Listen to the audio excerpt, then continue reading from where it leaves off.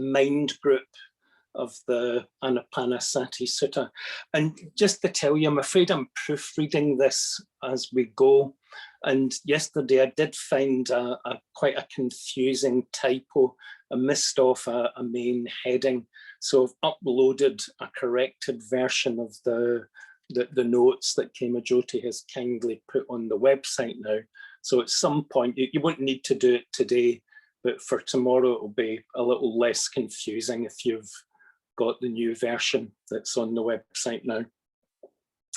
So we're going to come on to the mind group in the Anapanasati Sutta, and this afternoon we'll look at the verses on the mind from the Satipatthana Sutta. And a couple of points about this. I think for me, this is one of the bits of the sutta that's still a bit exploratory. It's sort of interesting in my own practice. There's a nice little verse that Analayo quotes from one of the Pali suttas on meditation. And it's the Buddha saying, it uses the analogy of a cook in the kitchen. And he says, look, you can follow a recipe, but at some point you've actually got to taste it and figure out if you need to add a little more salt or a little more spice or whatever. And you get this sort of nice sense of meditation practice, but it's got a kind of structure to it. But at some point it's a responsive thing. You're looking at your experience, you're seeing what's happening in your experience.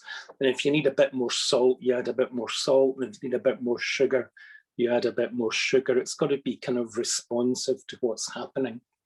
And for whatever reason, going through the practice, my own quite strong tendency when I get to this stage is to find myself curious about the next stage. I very quickly want to start to attend to the impermanence of my experience, but strictly speaking, that comes up in the next verse. And I want to do this section justice, but it's probably the bit for me that's needs the most conscious effort to engage with. It's not where my mind so naturally goes. So in a way, just by way of kind of, if I sound like I'm trying to figure it out as I go, you're right, I am. Another thing, I think, one of the things I love about the Anapanasati Sutta is it's a great example, I think, of this principle of no higher teachings, just deeper understandings that I mentioned before. And you can apply the principles of Anapanasati's teachings almost to any level of experience, I think.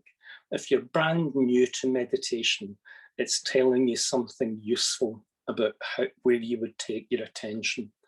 I mentioned before, it was the practice the Buddha was doing on the eve of enlightenment. You know, if you're a skilled practitioner, it's still taking your attention to places that are really crucial in sort of establishing a deep shift in our awareness. And there's something, again, about that self-contained nature of the sutta. Whenever you're doing a practice, sometimes you're going to choose to just stay with the breath for the whole practice, or stay with the body for the whole practice. Sometimes you're going to choose to dig a little more deeply into the experience of piti, or the experience of sukha. Sometimes you're going to get curious or interested in the impermanent nature of experience. And the sutta sort of gives you a framework, but within that framework, you're getting a sense of what your own experience is like and what aspect of the sutta sort of speaks most helpfully, most directly to what's going on in our own experience. So it's worth getting to know the whole framework. It's worth going through the whole framework just so you kind of know the range of possibilities, you know, the recipe, as it were. But you engage with it in a way that's appropriate. in a way that's helpful. And sometimes, so like for example, some of the stuff that I'm talking about today might be helpful. Some of it isn't really going to speak to our experience. So in a way we can take it kind of provisionally until it does. But there's something about the flexibility of the practice and just something where it's speaking to the whole range of our experience, and we engage with it in a way that's kind of live, in a way that really supports what's most central, what's most sort of would benefit from attention in our experience. And I think that's true within each of the sections as well. So if you look at this section that we're doing today, the verse reads, "One trains oneself. Sensitive to the mind, I breathe in. Sensitive to the mind, I breathe out. Gladdening the mind, I breathe in. Gladdening the mind, I breathe out. Steadying the mind, I breathe in. Steadying the mind, I breathe out. And liberating the mind, I breathe in. Liberating the mind, I breathe out." And what I'd like to sort of suggest is that there's a number of levels on which we can engage with that teaching, depending where we're coming from ourselves, depending where our starting point is.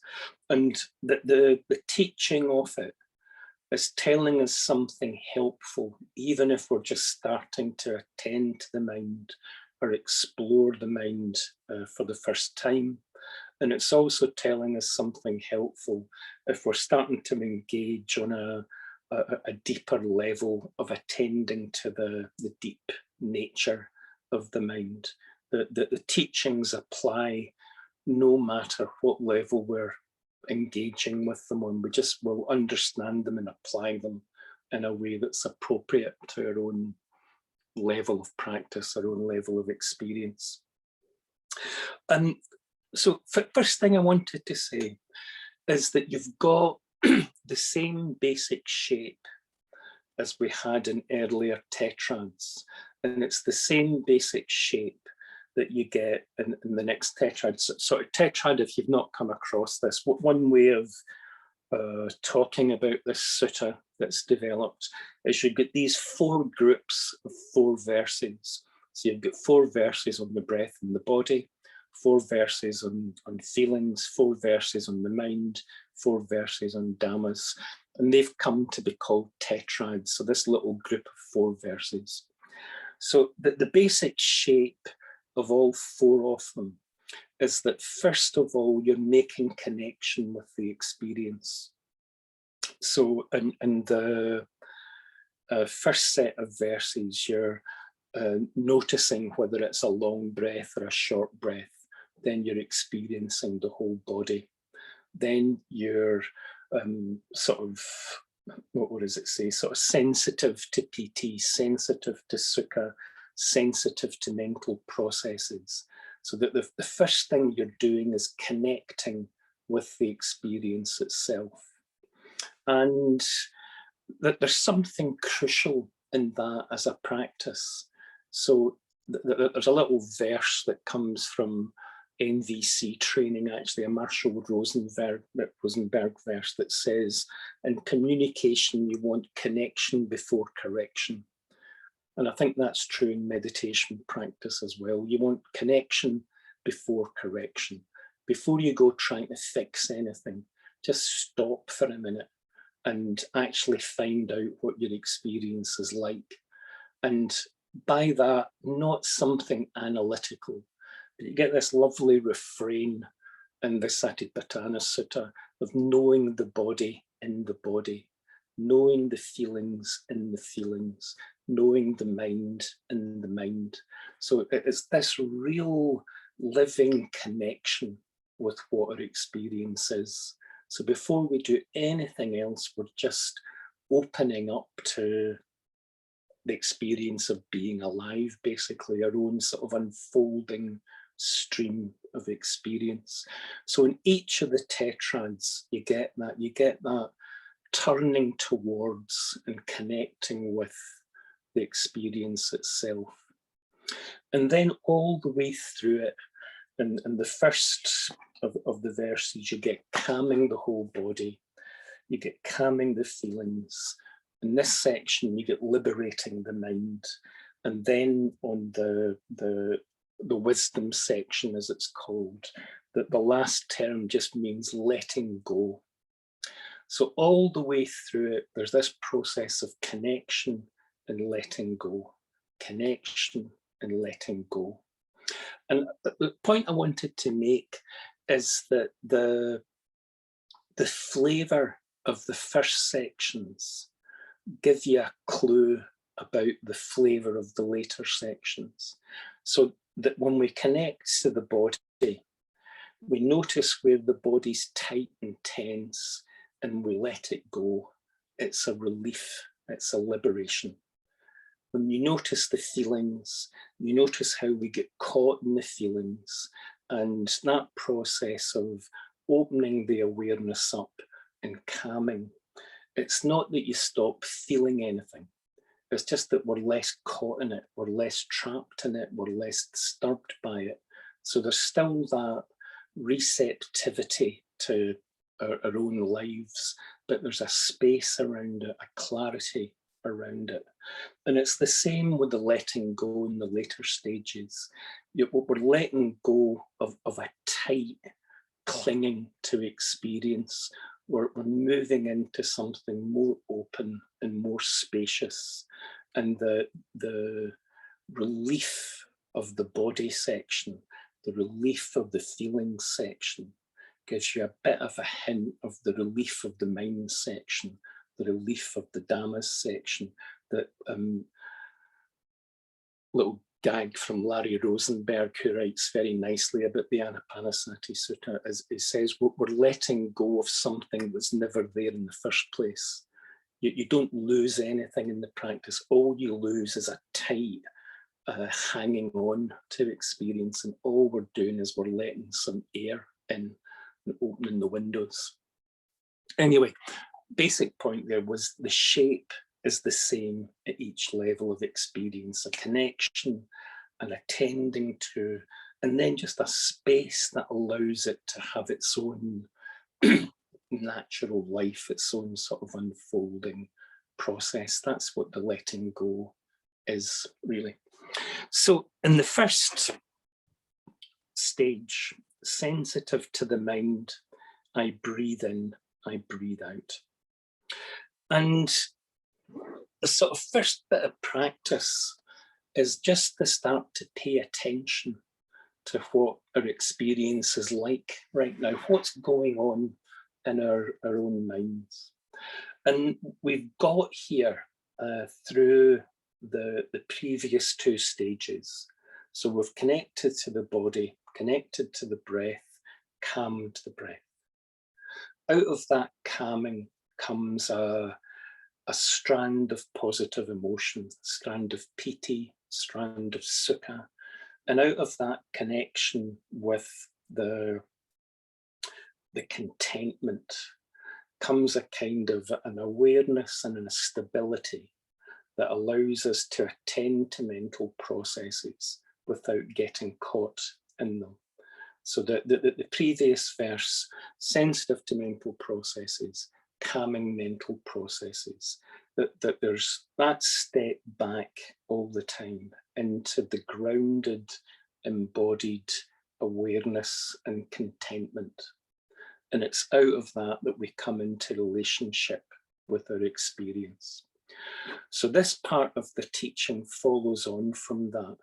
Because we're not so caught in the mental processes, because we're not so caught in what the mind is usually sort of snagged by or snared by, that there's the mind itself, that sort of quality of awareness becomes a stronger current in our experience. It becomes something that, again, to use that metaphor, because the water isn't being so chopped up by the waves, the stillness and the clarity of the water itself is more obvious. So because we're not so caught in mental objects, we come back to this quality of mind itself. And the word for mind being translated here is chitta, that literally does just mean mind. In the Chinese verses, the word they use to translate it means heart. So chitta quite often gets this sort of dual translation of mind and heart. And I think what's being said there is again, it's just guarding against this sort of slightly cool or abstract reading of what mind is. It's got a clarity of awareness, but it's also got this emotional warmth to it. It's got this sort of intrinsic to it as a kind of connection and empathy. So the word that's been translated is chitta. And the Satipatthana Sutta gives a bit more of a description of what it is that we're looking at and when we're sensitive to mind, what that experience means. So let's just go to the Satipatthana Sutta for a minute. Satipatthana Sutta, the Buddha says, how does one in regard to mind abide contemplating the mind? How does the mind know itself in mind? And it goes on to say, one knows a lustful mind to be lustful. So you know whether if cravings are present. One knows a mind without craving to be without craving. One knows an angry mind to be angry, and a mind without anger to be without anger.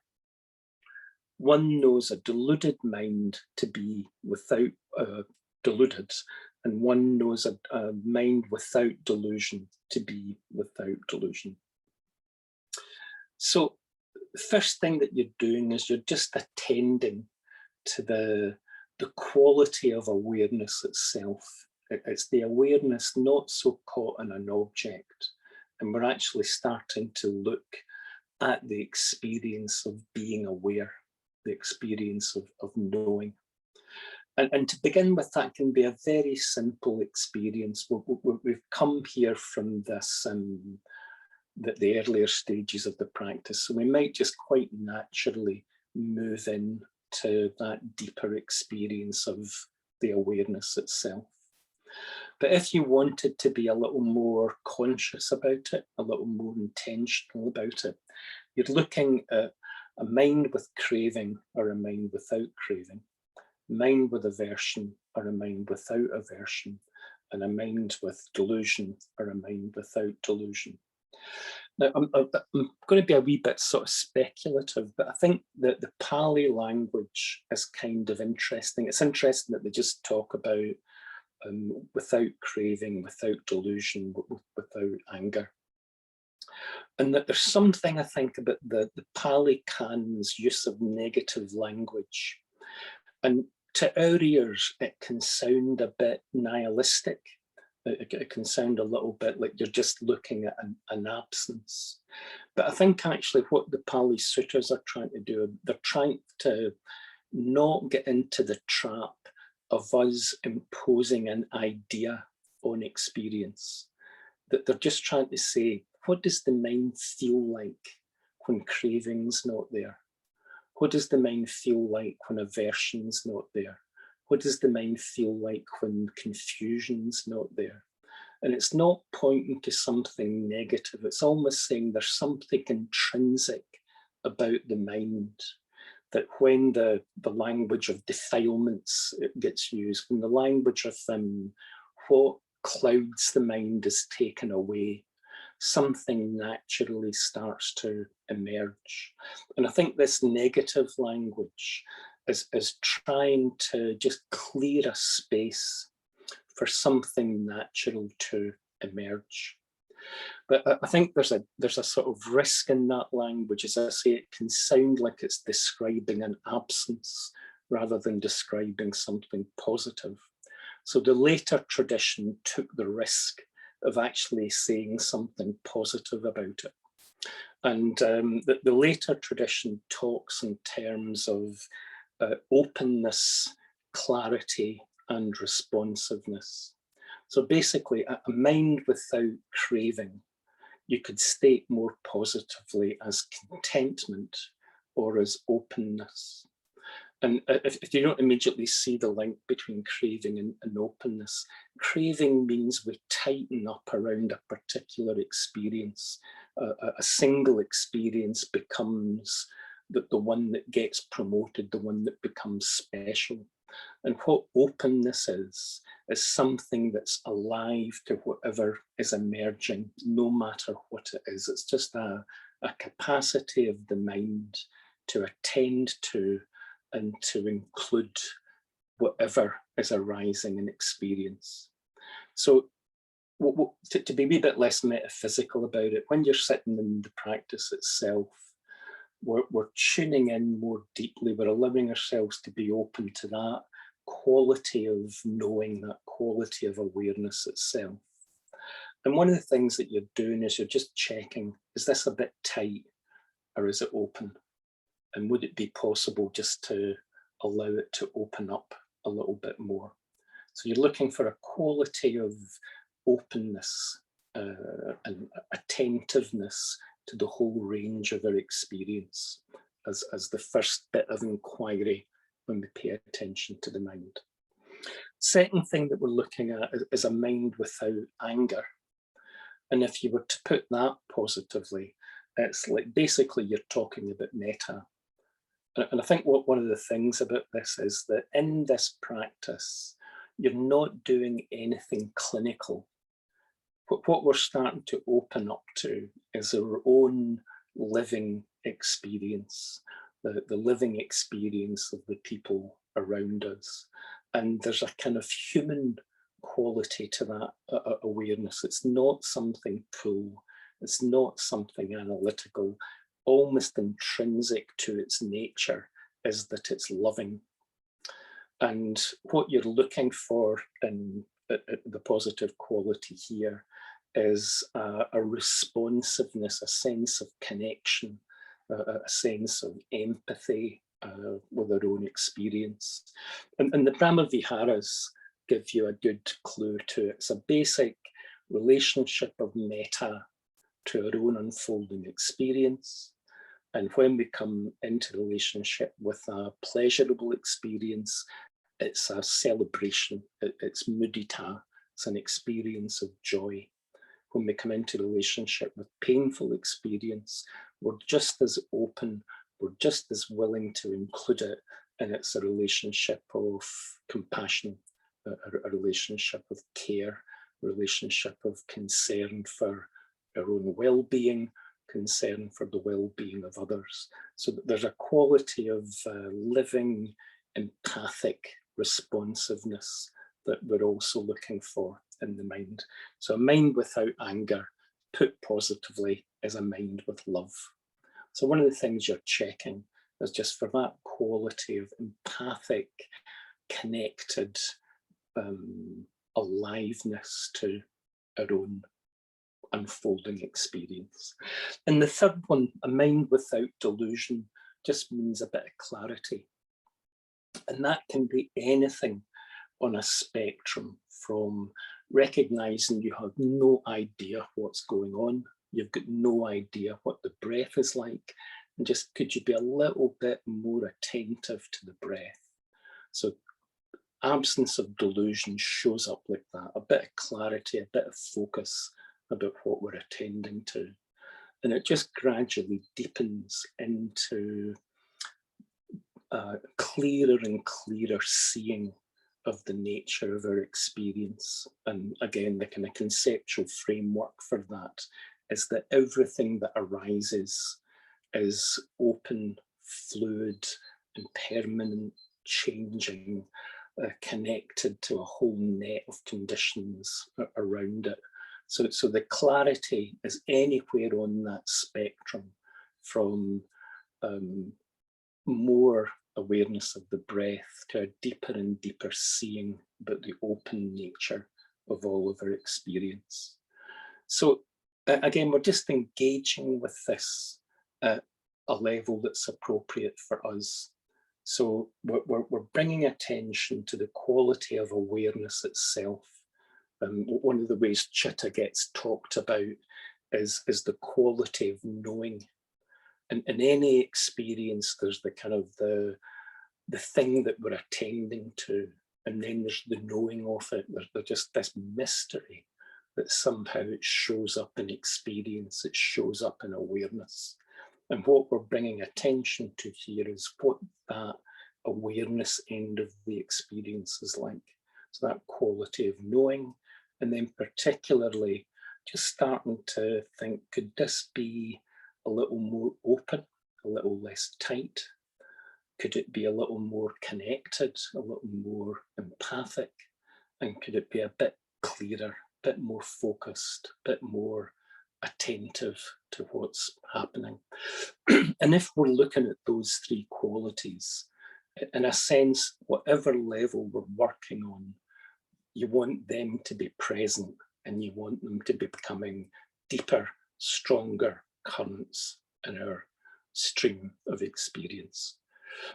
So in a way, that's the main practice, I think. And to some extent, the next stages follow from that. So the second verse in this little group, if I can find it, is gladdening the mind. I breathe in, I breathe out. And there's a few things that you can say about that, but I'd mainly say that the gladdening arises naturally from the nature of the experience. As we become more alive to that quality of awareness itself and allow it to embody itself by blocking it less with anger or craving or delusion, it's intrinsically glad, that there's something delighted about our own experience of waking up, our own experience of being alive and aware and awake. I was thinking, it's like listening to a piece of music or looking at a beautiful painting or a beautiful bit of nature. The joy of responding to that isn't something extra from the attending to it. You listen to a piece of music that you love, and the awareness and the heart-opening beauty of it are just part of the same experience. So the gladdening is what the process of waking up feels like. It's the sort of emotional tone of it. There are a couple of practices that are recommended in this. One way of reading this is that as you're doing the practice, you're gradually becoming a bit more stable in that awareness itself. And now and again, the mind starts to become a bit unstable. And one of the traditional ways that the mind becomes unstable is we start to get a little bit tired or a little bit sleepy. So the energy starts, the energy that keeps that awareness of the mind alive starts to get a bit sluggish. And gladdening the mind is just noticing when that starts to happen, when it gets sluggish, and just allowing ourselves to engage a bit more energetically with the experience of being aware. In traditional terms, it's this tendency is sometimes called sinking, and gladdening the mind is a traditional response to the mind starting to subtly sink out of awareness. There are other reflections that some people recommend. It's partly starting to recognize where practice is pointing. I think quite often practice can feel like work. And just those moments where you get a glimpse of what your mind is capable of and what the experience of waking up, becoming that deeply alive to experience is like. just to take a moment and register it, just to notice what that feels like, what a liberation it is, what a deeply satisfying experience it is. And it's almost like the registering and the acknowledgement has its own significance. And it's a terribly encouraging thing to start to notice your own capacity for awakening. And just to stop for a minute and take pleasure. Sorry, I'm not sure. Alexa's not sure. Yeah, to take stock of, to recognize and acknowledge the pleasure of the process of waking up a little bit is a terribly encouraging support for our own practice. And one of the more, if you're sitting there and you're really struggling with the experience of gladness, a more discursive practice that gets recommended sometimes is just, first of all, noticing your own capacity for growth, but even just appreciating the circumstances that we're in. Somebody quoted the other day the mind training verses, the mind turning verses of precious opportunity. So you've got this remarkable situation that your capacity for awakening has met a set of conditions that support that capacity for awakening. We've got access to teachings. The whole tradition has taken the trouble to preserve the teachings and make them available to us. We're in a practice context with a group of people, all of whom are trying to make this effort to experience themselves more deeply, to wake up. So we're in this remarkably fortunate set of circumstances that support this deepening process of awareness.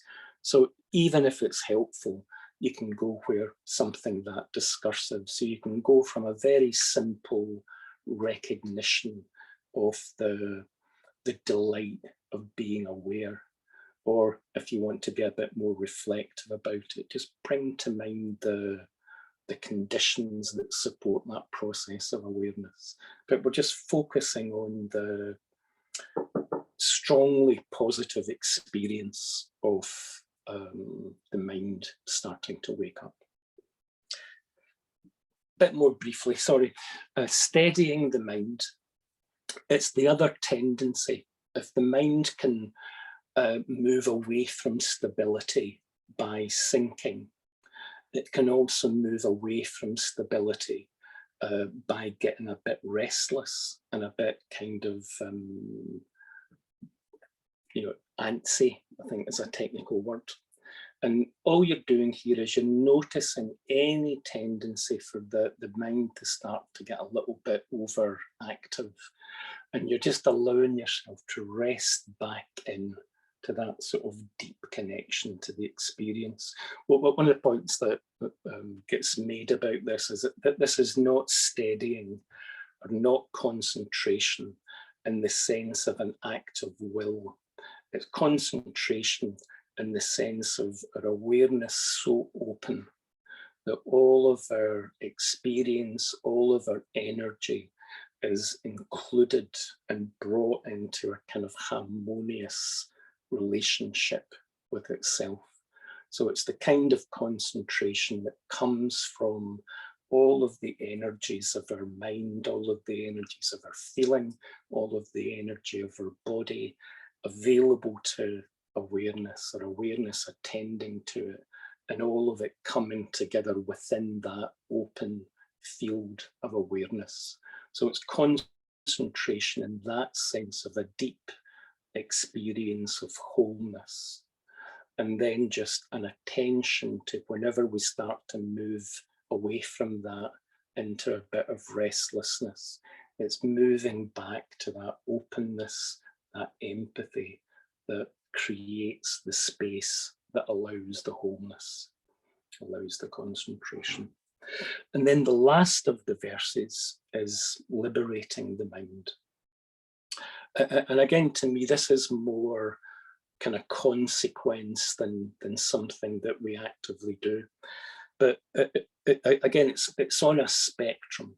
It can just be a sense of what's the mind like when awareness is a bit more present, when connection is a bit more present, and when openness is a bit more present. What does that feel like? And what I'd like to suggest, I mean, I'm not going to give you the answer, check it in the meditation practice, but the tradition says it's an experience of all these traditional metaphors of being let out of prison, of putting down a weight that you've been carrying, of being freed from debt. It's all of these sort of metaphors of something that's a deep relief. So the liberating, you're just noticing the quality of the mind when it's not so caught. And if you go a little bit deeper than that, it's the quality of the mind when these deep habits of confusion or aversion and anger or craving start to become less the shaping quality of our awareness, and the openness, the empathy, the clarity start to become the main current. And at that point, the whole nature of our experience, the sort of the habits that tend to crystallize out a tight self-referential focus, have all started to soften, and the nature of the experience becomes something significantly more open, more fluid, more permeable. So liberating the mind can start to go into that kind of ground. And that sets us up for what follows in the next tetrad, where we start to move on to the wisdom section. So that's what this set of verses is getting at. But to me, the main work is in that first verse, where you're just looking at the quality of awareness. We're gradually deepening the spaciousness, the sense of connection, and the quality, the clarity of attention. Once that's there, once we're working with that, the rest of it starts to naturally unfold from that, as that Pali language maybe suggests. That gives you a wee bit of a sense of what you might be doing in the practice. Should we give it a go? Listen, I'm just going to go and put a do not disturb sign on my door. Somebody just came and knocked on it. The last thing I need, I'm dealing. I was saying yesterday that you can see the Satipatthana as a mandala, or you can see it as an unfolding sequence.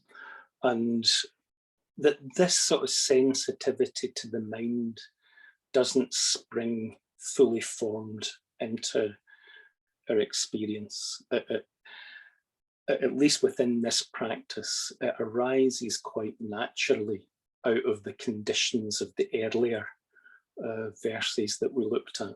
So the way we'll go into it is just trying to get a bit of a sense of that unfolding sequence. So let's start off just very simply. Back to the breath, connecting us back to the body.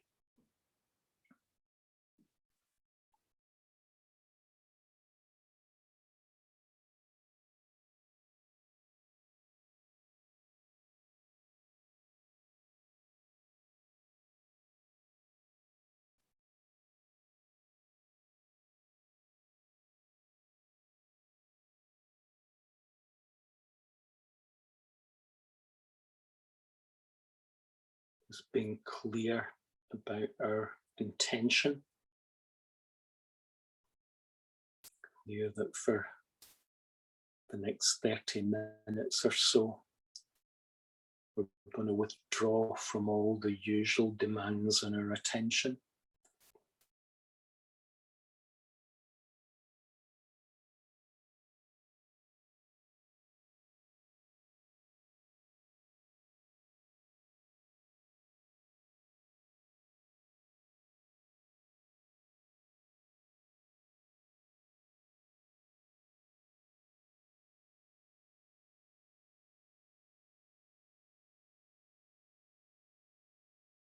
having a sense of our own groundedness.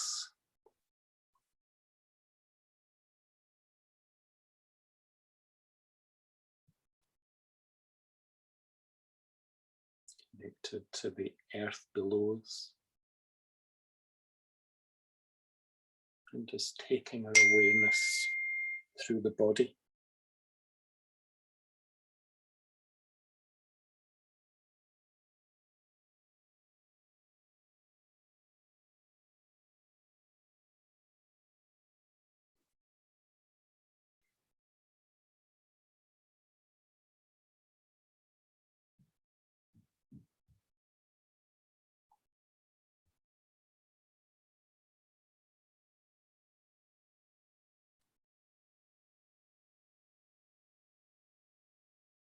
And becoming aware of the breath as an experience in our body. What does this next breath feel like?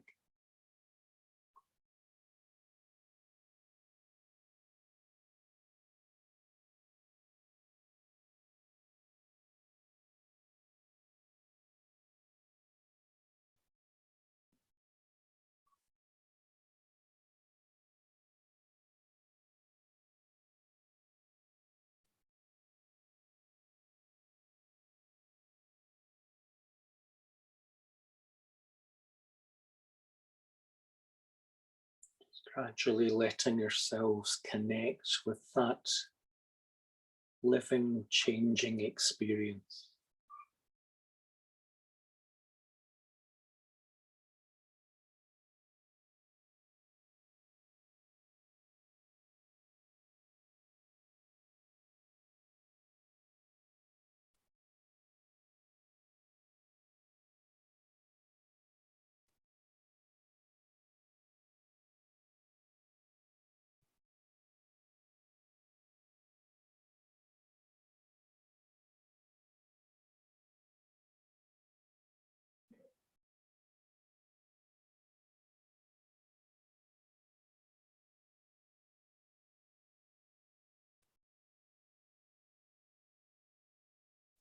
Noticing when the breath begins, present for the duration of the breath, still connected at the end of the breath if we can.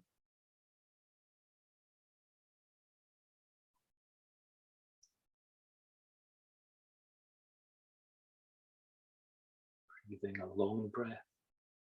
I know I'm breathing a long breath. Breathing a short breath. I know I'm breathing a short breath.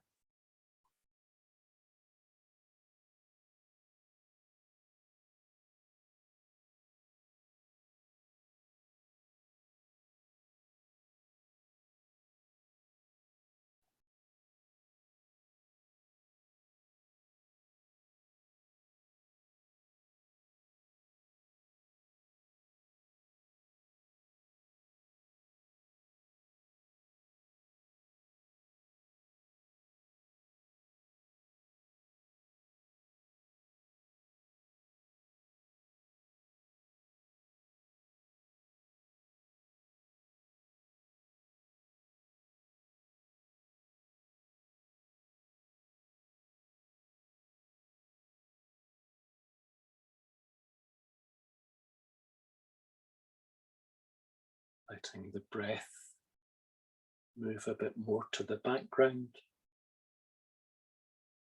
Becoming aware of the sensations of the breathing in the whole body.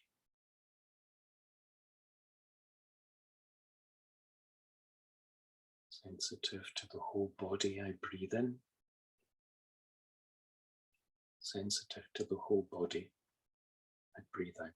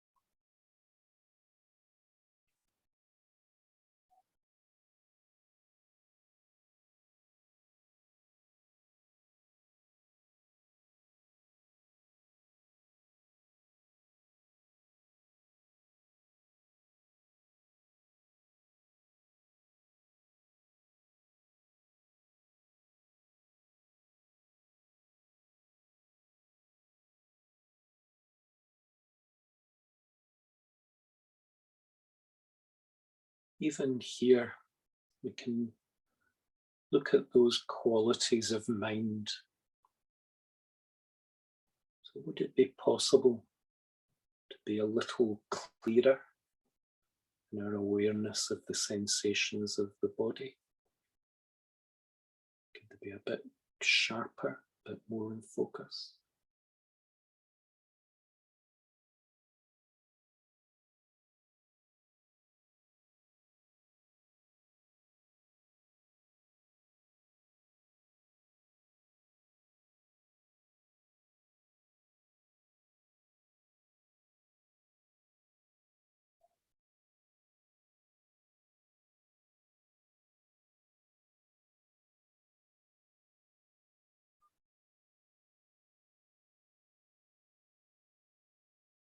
And just looking for a sense of connection,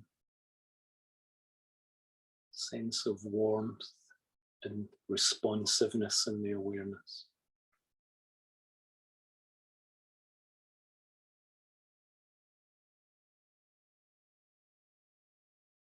Connected to the life and the energy of the body as we breathe in and breathe out.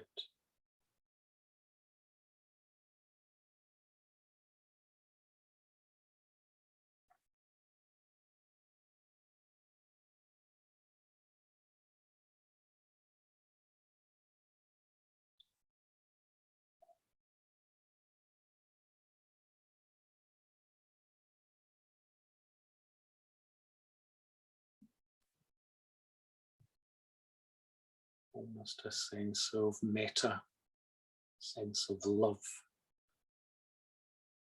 our own breath, our own experience.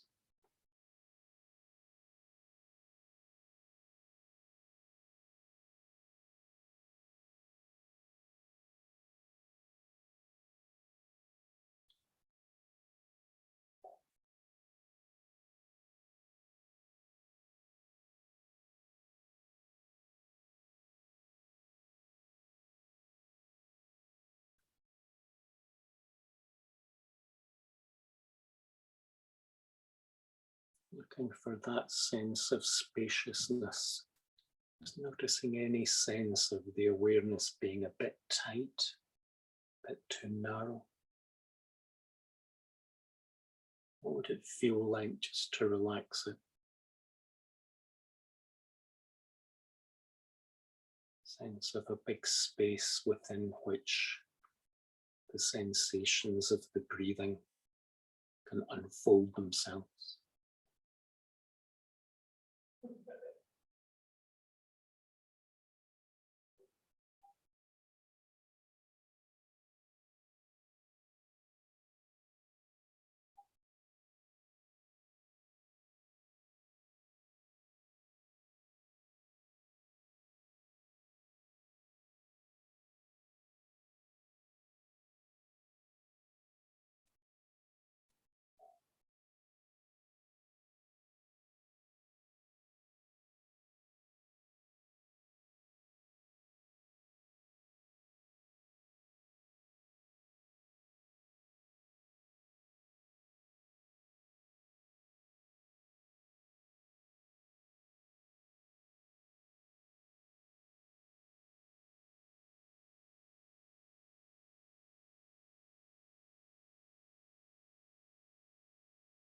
And just within that clear, spacious awareness, noticing any experience of calm.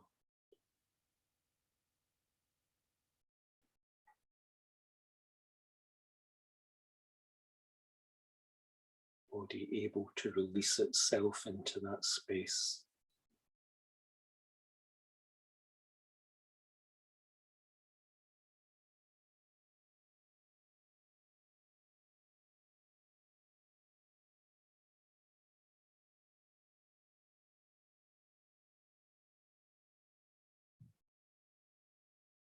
Breathing in to any tension that's there.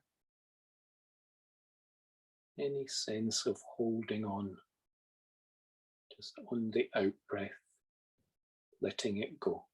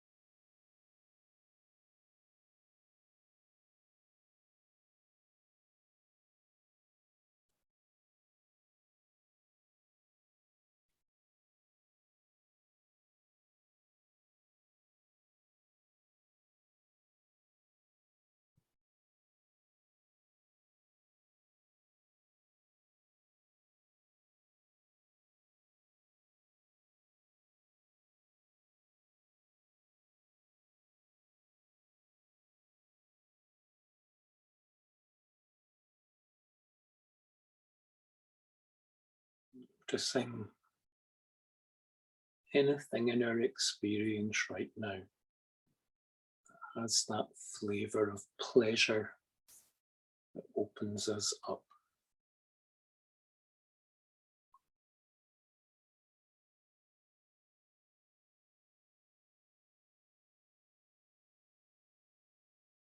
Might be something quite subtle. Pleasure of the body releasing a little. Pleasure of connection to our experience.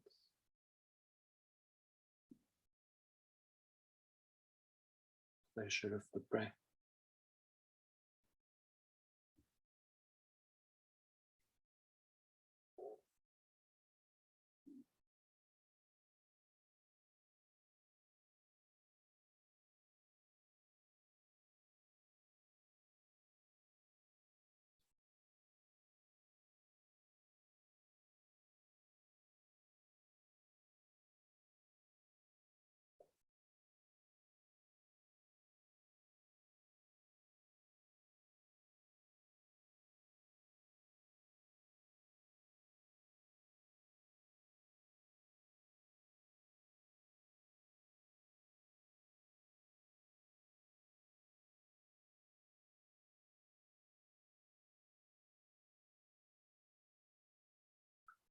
Looking for a sense of contentment,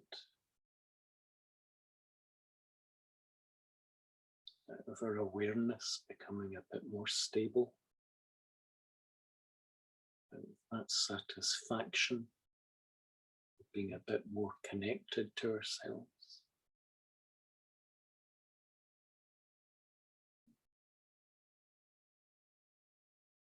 Just relating to our experience out of that sense of stillness and contentment. Able to be present to whatever's arising.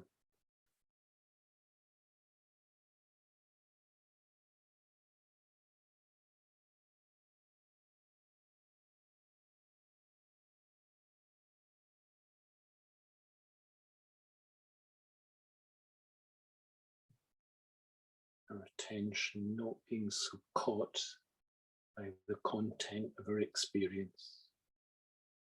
Attention more on the quality of our response.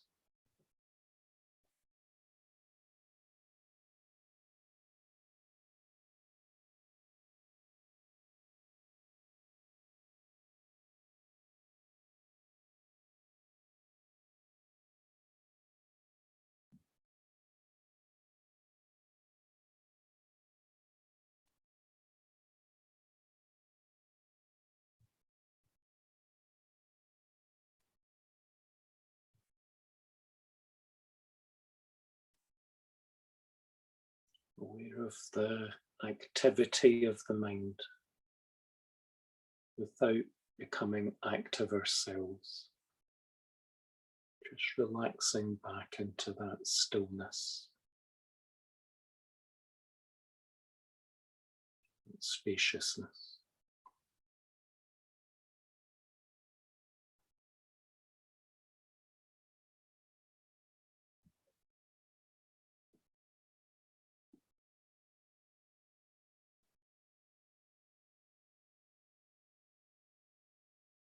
Like a mother watching her children playing without getting caught in the game ourselves.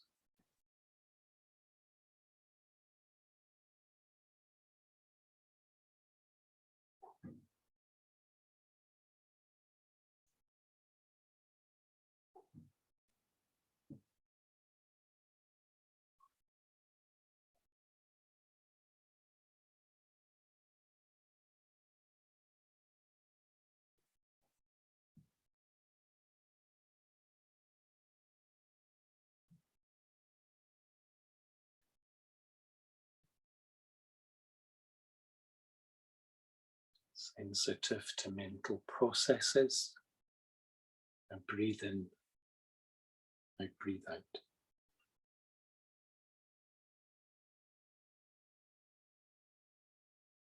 Keeping the breath as an anchor,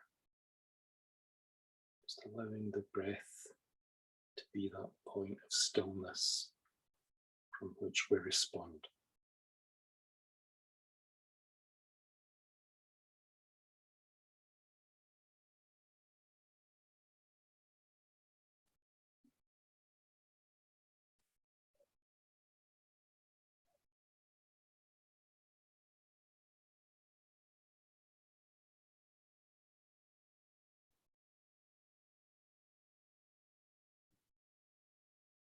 And then as we don't feed the mental activity with energy,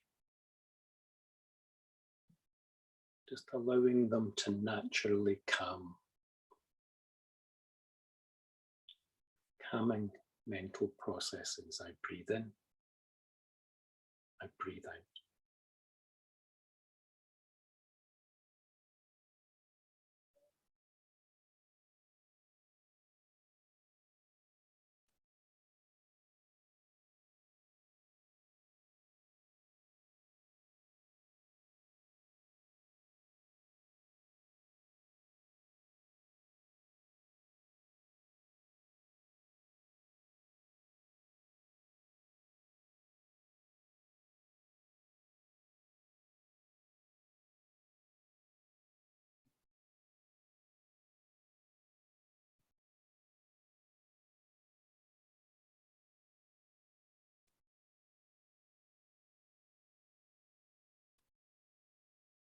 To the extent that those mental processes calm, we're left with a more direct access to the quality of the awareness itself.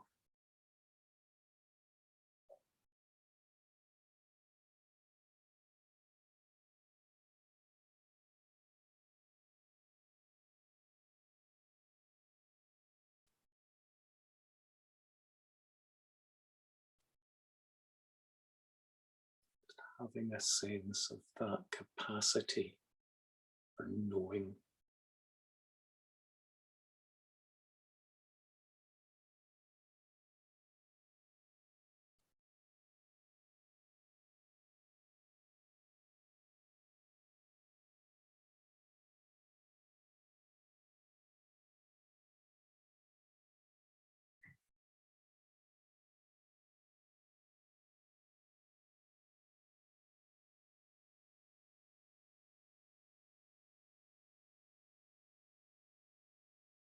We can just becoming a bit more open to, a bit more curious about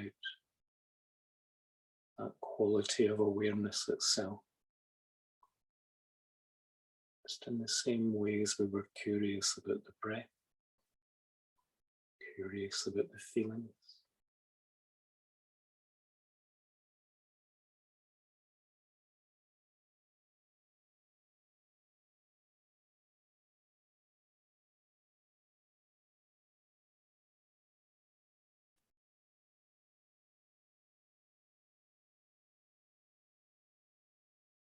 Allowing ourselves to move towards, connect to that quality of awareness, becoming a little more absorbed in it.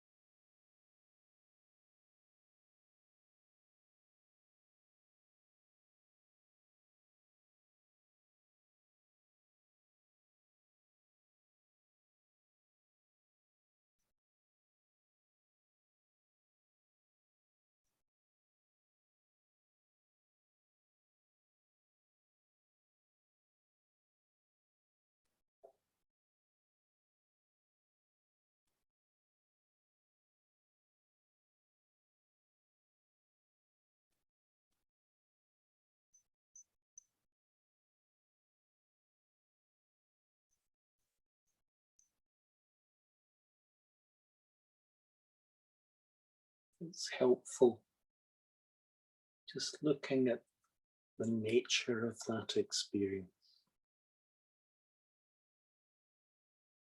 looking for a sense of openness, sense of spaciousness.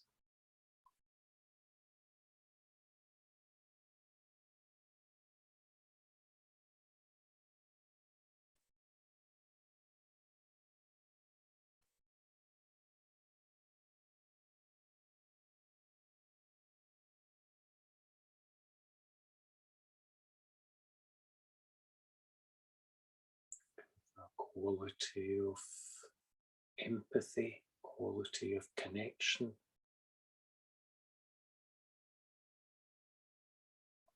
Not attending to something static. Attending to something that's living and moving and changing.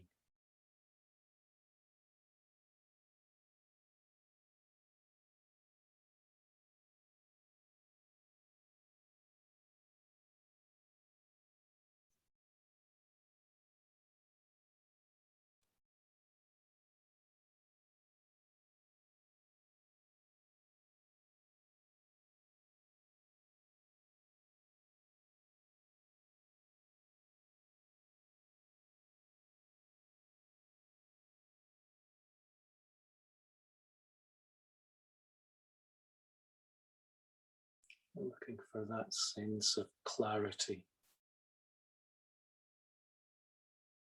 even a sense of luminosity.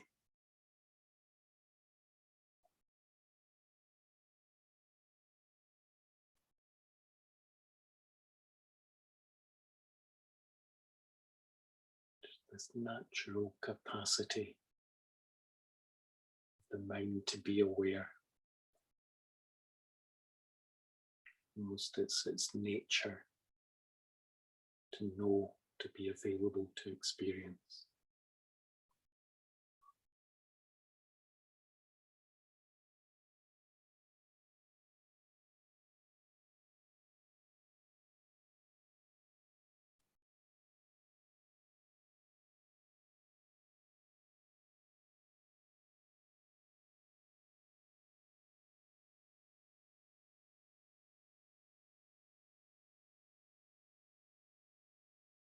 That sense of gladdening the mind.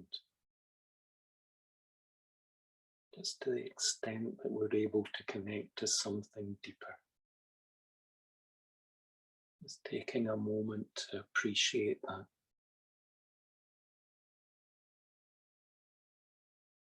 Sit with that experience, recognize our own capacity.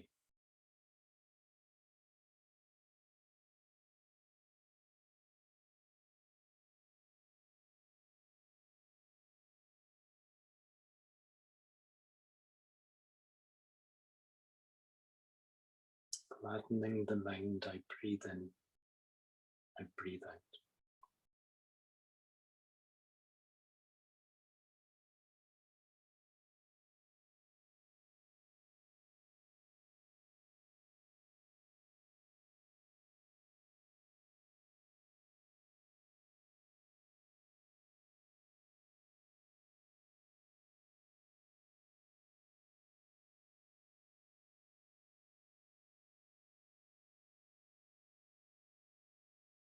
And just feeling that sense of openness,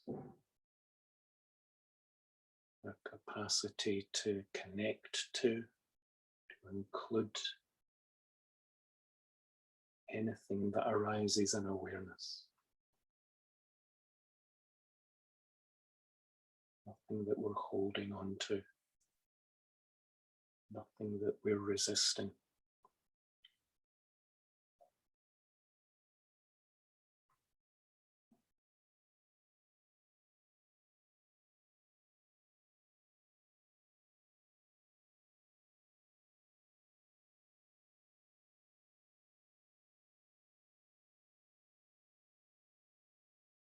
Just that same steady attention across the whole range of our experience. Steadying the mind. I breathe in, I breathe out.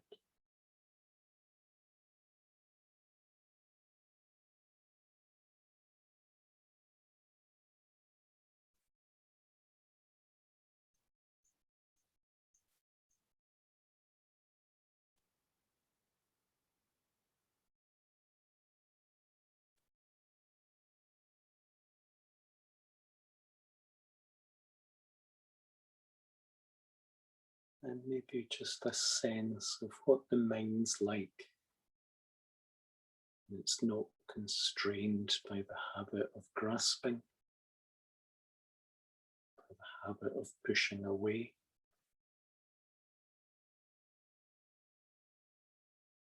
Just relaxing into that open awareness.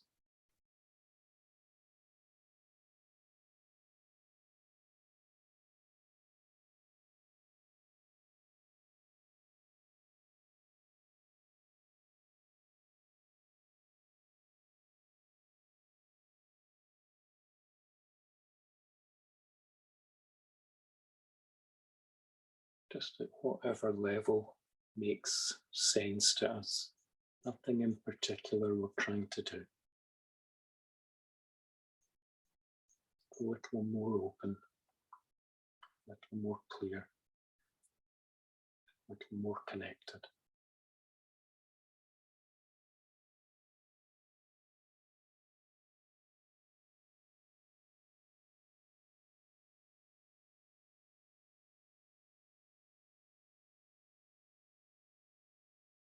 Liberating the mind, I breathe in, I breathe out.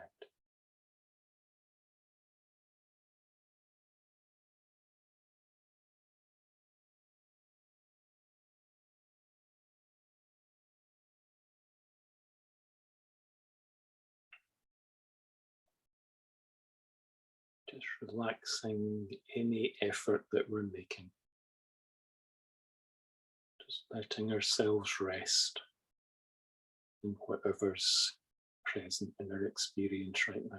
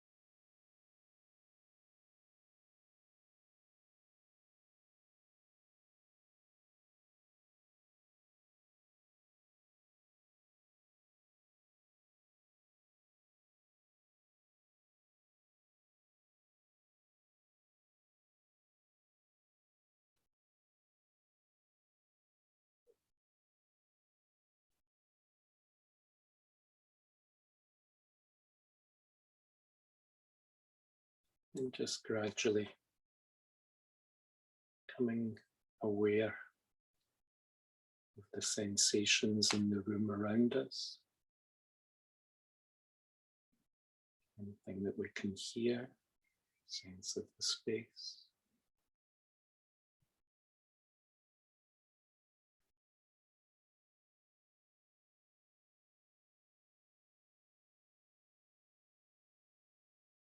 Bringing our awareness back into the room, finishing the practice.